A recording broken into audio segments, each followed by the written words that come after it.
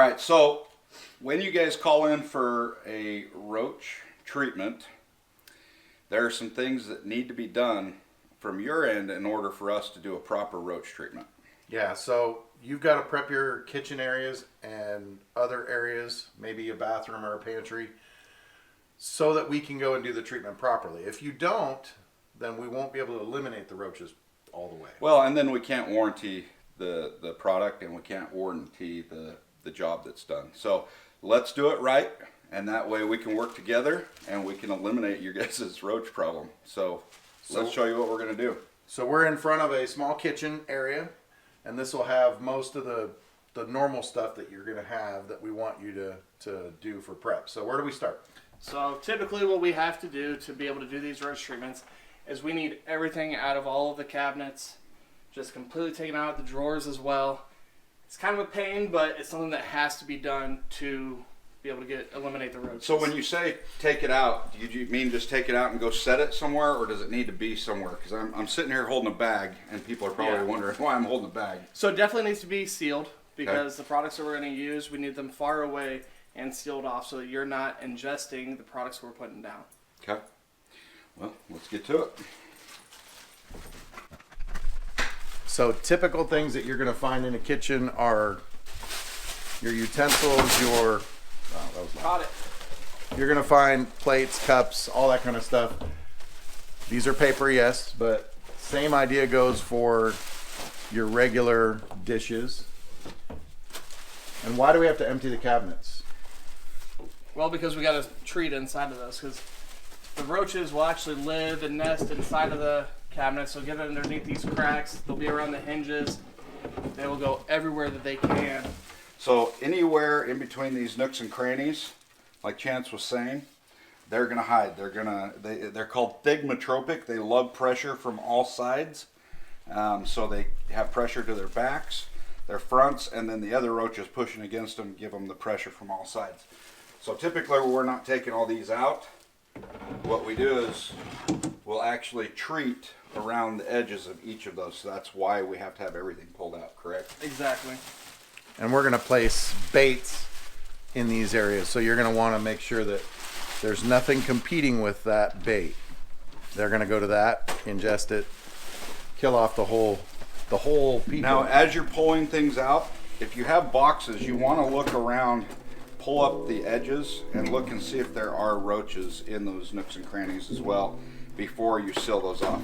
If there are roaches in those types of areas, you probably want to get rid of those boxes. For sure. Maybe take everything out, throw away the box, clean the silverware and whatever that's in there. And then we'll seal this bag off. We'll set it off to the side.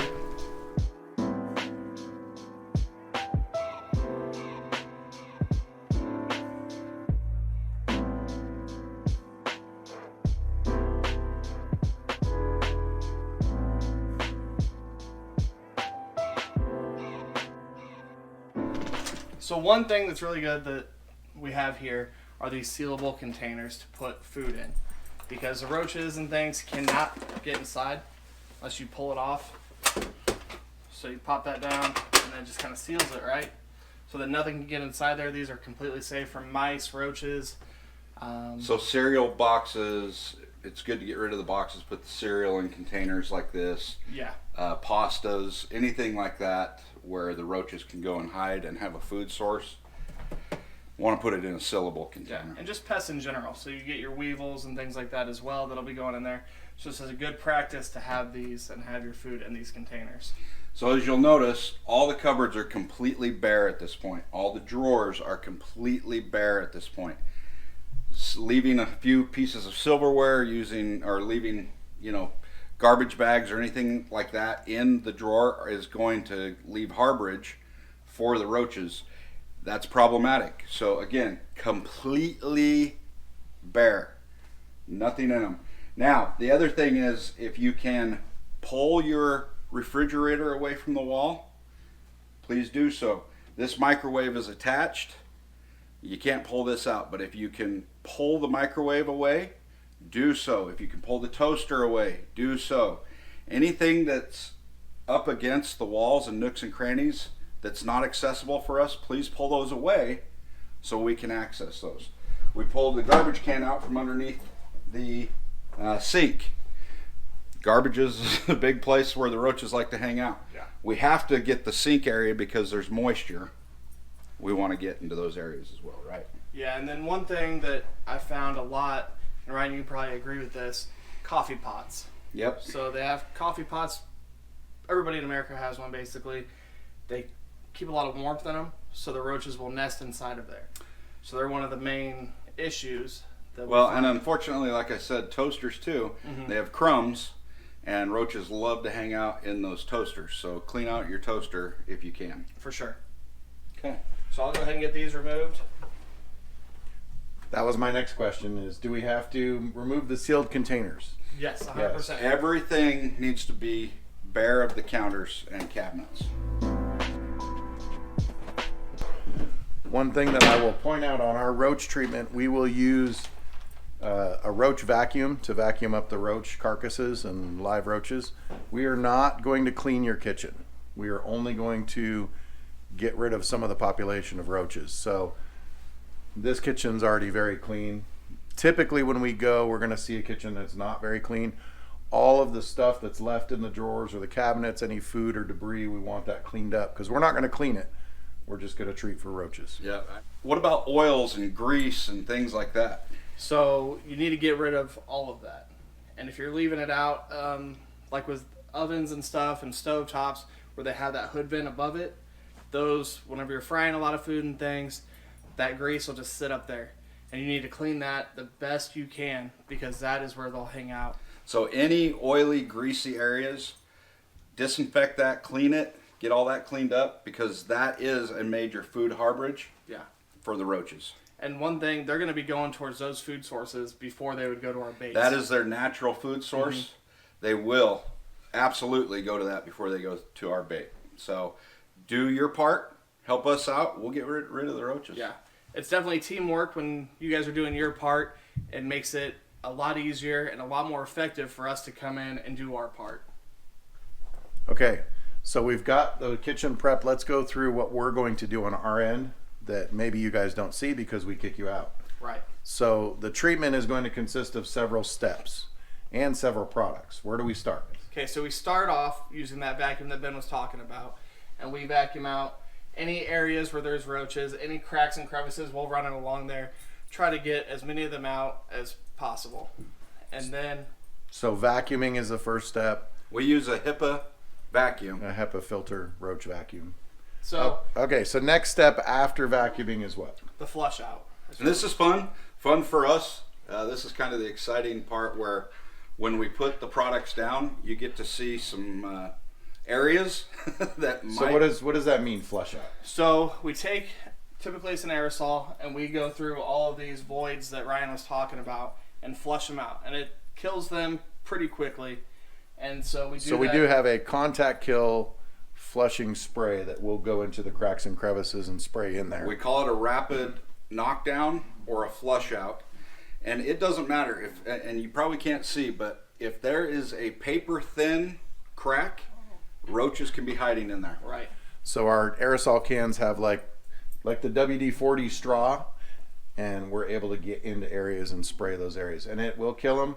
But they can also sense it and they'll run away. Right. So that gets them out of their hiding spots. Exactly. And then we run that typically along, there's usually a gap here, gap in between the counters and the wall, just anywhere we can to get those flushed out. The next thing we do is we use our spray. And we'll go through and we'll spray in all of the cabinets, all of the drawers, the baseboards, behind the fridge, anywhere that we can get to, we spray. And that's more of a mist spray, correct? Yeah. So that's a broadcast spray. Yeah. Now, what happens, because I hear this frequently, homeowners say, well, yeah, I pulled all my stuff out and you've now sprayed product everywhere. Is that safe for me to go put my utensils and dishes and everything back, cups? Is that okay? No. I have them leave everything out until we are completely done with the services. Because there's 3 times that we're coming out and treating these. So everything out for the entire duration. Okay. Unfortunately, it's going to disrupt your life. But we want to do it right, and the only way to do it right is to leave those areas, get them treated, and make sure that we eliminate all the roaches. So the question of the products being sprayed in there is that when we do get to the point of putting stuff back, should we be cleaning those areas before we put our utensils and stuff Yes. back? Yes, you'll want to go in and disinfect those areas once the roaches are gone. So again, this may be what, 2-3 week process. Well, month and a half. Okay, so your stuff is going to have to be out of the cabinets, out of the cupboards, in bags elsewhere, and you can access that from somewhere else. Yep. But leave these areas accessible for us to get to.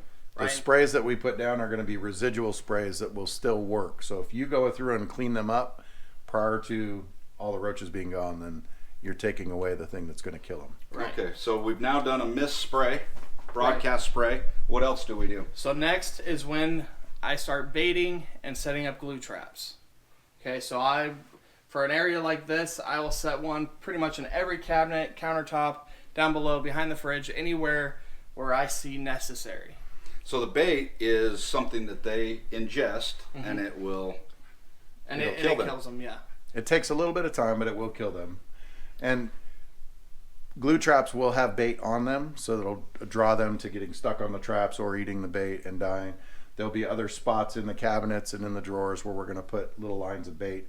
Looks kind of like peanut butter. Yeah. And people say, why on earth do you use the sticky traps? Well, when one roach goes somewhere, or it's like humans, if you see a line somewhere, you wonder what the line's Yeah, are. let's go check it out. And then they'll all get stuck. They all get stuck and they die. It just kind of speeds up the whole process. So the more steps that we can do in roach elimination, the better. So The other problem too is some of these roaches, they all carry their egg sacs, but when they get into that sticky trap, they've got this egg sac with them. If that egg sac does hatch, guess what? The little roaches are now stuck as well. and they don't get anywhere. So what's the next step? The next step, after we have everything done, the spraying, the baiting, the glue traps, everything, we go back through with that vacuum and clean up any of the ones that have died after that initial flush. Or that are still moving around. Right. And then do we place something that some people don't quite know about? It's called an IGR. Yeah, so we have that in two ways. One is the spraying whenever we're misting it, as well as we have these little, Discs. yeah, they look like little air fresheners kind of, that we stick in different areas to help. And an IGR is a growth regulator. It inhibits the roaches from being able to reproduce, which is a major problem. It can stunt their growth. It can stop them from reproducing it. So that stops the life cycle and helps aid in eliminating them. Yep. And then, so you guys need to be prepared to clean out all the cabinets as well as be gone for 4 hours after we're done. Whoa, 4 hours? Why? Because we need to let that product dry and the smell to dissipate so that you guys are safe to come back in. So is there a smell with roach treatment? 100% there is. And But it's better than the smell of roaches. yeah, Trust me. the products are heavy duty. We will wear respirators while we're applying them, and we need you out of the house for 4 hours to let that do its thing and to And that get back al- to safe levels. Exactly. that also includes pets, right? Yes. Yeah. Especially pets. Okay, so we've prepped this kitchen to be ready for roach treatment. It looks great from my standpoint, so I'm ready to come in and treat and get rid of the roaches here. Yep. As a technician, I'm looking at this saying, okay, I know I can eliminate these roaches. I've been to jobs where drawers are still full of paper, and because they didn't want to take that out or they missed it.